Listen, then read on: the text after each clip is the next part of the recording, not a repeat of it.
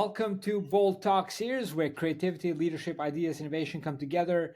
My name is Epi Ludvik, and today I have a privilege to have a short one-on-one conversation with Jason Fernandes, co-founder at Adlunam. Jason, great seeing you. Welcome to our Bold Talks special edition for top finalists at 6th edition of Bold Awards. How are you? Fantastic. Thank you for having me. It's going to be an interesting chat for sure. Great, Jason, and looking forward. You're coming to Lisbon next week? I am. So that's Awesome. exciting time. Awesome. Perfect. Well, looking forward. So, Jason, your work has earned you a place as a top finalist at Bold Awards 6th edition. Congratulations again. Let's hope for the win. Tell us about the Adlumen for people who are not aware of what Adlumen does, um, and Sure. how and what is the differentiation between you and the rest of the competitors out there? That's a good question. So, I mean, I think what we are is essentially an ecosystem project, ecosystem company. So, part of what we do is we have a social fi platform that is more retail oriented, essentially aims to be the first page of the decentralized world, essentially. And then on the flip side, we have obviously our B2B sort of clients where we provide them with sort of AI enhanced market targeting tools, access to community, and that makes our platform basically a new no-brainer for projects that are looking to do a public sale of their tokens or launch on an exchange. Whether that's like our own exchange, which is a DEX, or any of the number top 10 centralized exchanges that we're partnered with. And so we also like for the Adlunam social product, we sort of combine conversations from Telegram and Discord. So we create like a unified hub for discussions around the crypto industry. And so that means people don't need to switch between like Telegram and Discord and various different platforms to have these conversations. And we can sort of be like the centralized, synchronized place for these discussions. And so I think both those things, are B2B and B2C activities, sort of work in concert to create like an ecosystem for Web3 enthusiasts, basically. Nice. So, who are the marketers? Are the marketers of these crypto companies are the one that they're using your platform? Is that right?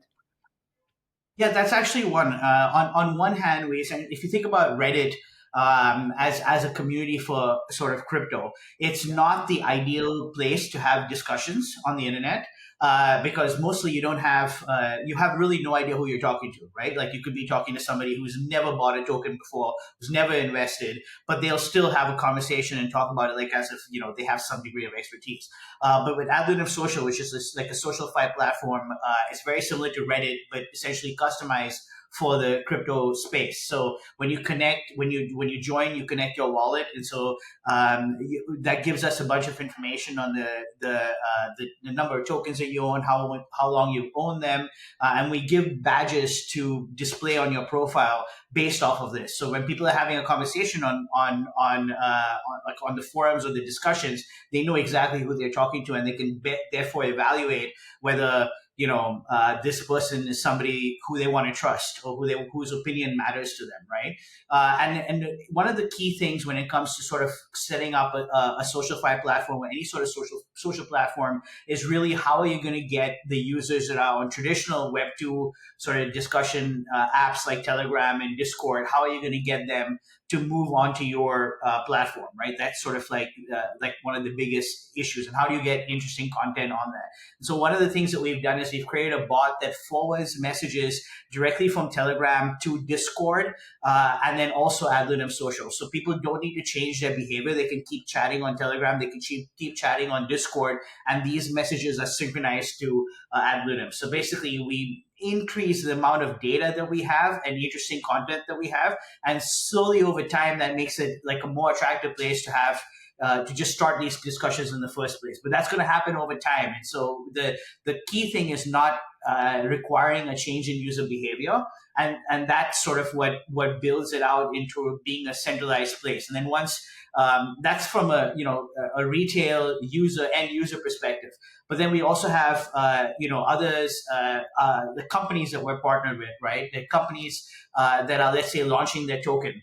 for a public sale, right? So we have a launch pad, and then we can provide them with deep data on these individuals, these crypto retail communities. What are they talking about? What are their habits?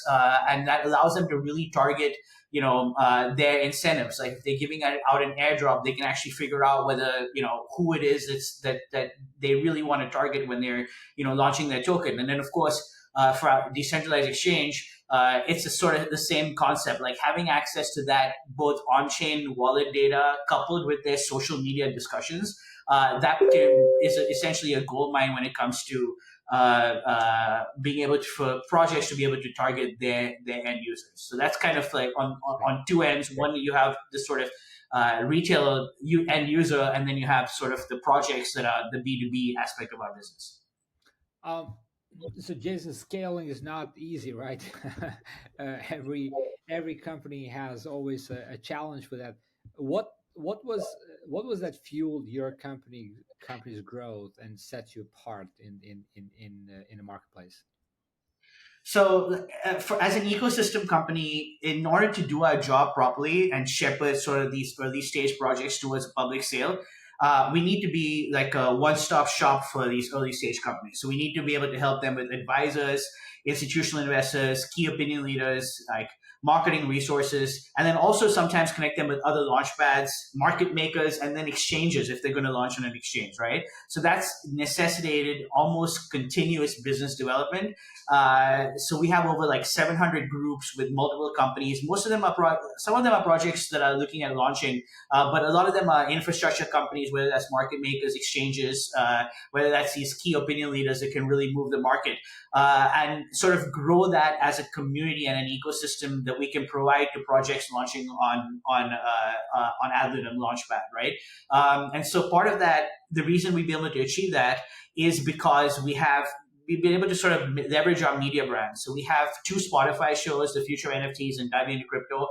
We also have a media arm called Altcoin Observer. We partnered with something like 45 international events, like really all over the world, like Canada, Europe, and so interviewed some of the biggest sort of movers and shakers in the industry. And that's allowed us to sort of have a really good pipeline of really good companies that we want to partner with, because we're already interviewing them for Adlunam or for Altcoin Observer or diving into crypto or future NFTs, and then we move that directly into our ability to turn these into partnerships. And then of course those partnerships are resources that we can then provide to projects that are looking to launch on our launchpad or looking to launch on our exchange. So that's sort of it all sort of melds together. And then of course then you have like the Adlunam social, which is the more retail oriented thing, and that way it allows them to target the end potential investor for the companies that are launching on the app or the exchange. Yeah, very interesting. Now, Jason, obviously, the without the great team, it's impossible to do anything great, right? And so, great Yeah. team requires a great culture. How do you build that culture of innovation within team? I mean, you have to juggle so many things. The team has to be so aligned. How Yeah. do you do that? So I think we have an extremely diverse team, and it's a small team. So it's only like 12 people, 66% of which are women. So it's really diverse. We have team members from like all across the world. I think it's over 8 countries. Some of us are even neurodivergent, and so that diversity results almost automatically in a sort of multidisciplinary or multicultural approach to problems. As it said, sort of automatically builds in this a different. Each person has a completely different way of looking at an issue, and then of course all of them, are able to bring their unique strengths into sort of helping us make those decisions. Beyond that, we have like the team members sort of read and stay up to date to the latest changes in the industry. Because of our sort of media and partnership activities, most of the team members encounter that information just in the course of their normal duties. So they don't really have to, it's not like they have to go out and like read Cointelegraph or something. They basically just figure it out based off of like all the articles that we're putting out on Altcoin Observer, the companies that we choose to partner with. And so that gives them like this real understanding of where the industry is going over time. And then, of course, that also helps in terms of the kind of solutions and ideas that they're able to bring, put on the table. So you're surrounded by a woman. Your co-founder is a woman. Yes. Do you find women more innovative than men? Uh, I found that's it's a loaded question for sure. Well, I think you have different unique strengths for both sides. One of the things I felt is that women seem to be better at getting things done, following through and on plans, and getting it to the end. This is again just my personal opinion. Yeah, yeah, yeah. Men have been I find I find, like, so like men in contrast might have like really creative ideas, but then there's a lack of sort of follow through from like this lofty idea into getting it into the brass tacks of what needs to be done. And I think that that's sort of the concept of that is how you end up getting, a good company. So you have people that can really execute and make sure that the individual steps come up with the steps in the first place, and then make sure those are followed. And I think that tends to be a something that women tend to be better at. I think. I agree with you. I mean, they keep us more accountable, right? So they're Sure. really good at it, following through. Where men is like more like get out there. But you Sorry. see, this is what God created us, right? He created man and woman to make something great, and so I Complement each other. appreciate Yeah, that. sure. So Jason, in the industry that you're in, obviously there's a lot of things that are changing. There's always this new thing coming up. It's a very dynamic. How do you see the industry evolving in the next 2, 5? I mean, 5 years probably is too much, but next 2 years, let's say like 2, 3 years. What do you think? Yeah, so I think you're going to have like a lot of centralization in terms of you're going to have like a consolidation of sorts where you have, for example, if you look at the exchange market, right? I think Binance today I checked they own 33% of the crypto exchange market. 33%, Only just that one. 33%. Yes, Wow. of the cryptocurrency exchange market. Yeah, and if you look at the next 10, I think 9 exchanges combined, that barely comes up to the next 34%. Right? Right. So you've got this massive consolidation happening in the centralized exchange industry. I mean, I used to be over at an exchange called XREX, and so a lot of these independent exchanges, I think it's going to be very, very, very difficult for them to sort of compete when you have just massive market share by these like big players, right? And so what's going to end up happening is right now people are very happy to go to one place to do a crypto transaction, go somewhere else to like stake their tokens, go to a third place to get their news, go to a fourth place to get discussions. But I think you're going to start seeing that consolidate somewhat, where it's going to be somewhat more of a casino idea where the people come in and then they have access to everything that they need to within that ecosystem. And so I think that's something that we've tried to do with Adlunam, is that we have a SocialFi platform where you have the access, like the retail market where they might come in there.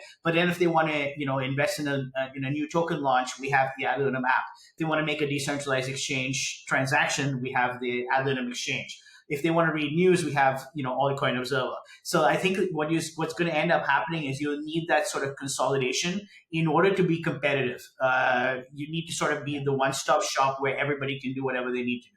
So it's no longer just an exchange or right or Yeah. just a wallet. So it's got to be a multiple things. Yeah, Interesting. because just to add, at when I was at the exchange, the biggest question was how do you build community? How do you get, because ultimately community is what moves the needle. It's where you get your users from, right? And so this becomes a constant question, like how do you build community? How do you access the people that could potentially be your market? And so if you have a solution like what we're trying to build, where you can access like a built-in community and then also get deep marketing, AI insights into what that community is doing and who those individual people are, that can be very, very useful for you as a company, who's, let's say, launching a token.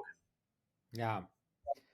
Um, okay, for all of you viewers here, we're not doing any financial advice here. I'm just asking a question.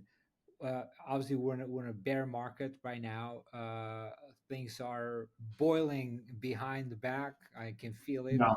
What's your what's your take? If there's one crypto centralized or decentralized, which one would you pick?